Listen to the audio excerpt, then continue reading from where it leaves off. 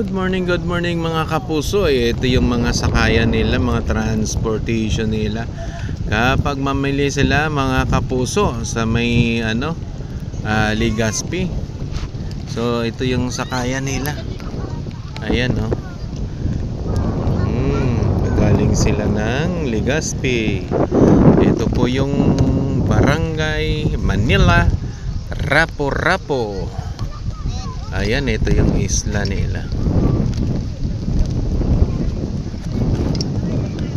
Yun, ito yung pinaka-pier nila, no?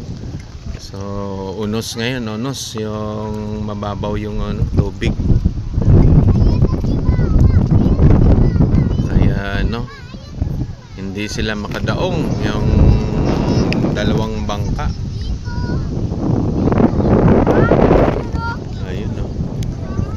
Wala sila. Yun mga kapuso, naglalakad sila. Wala dyan, yun, basa na sila. Papunta doon sa may tabi. Mababaw naman, unos.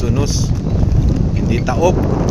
Pag taob, malalim yung dagat. Ngayon, unos. Mababaw ang dagat.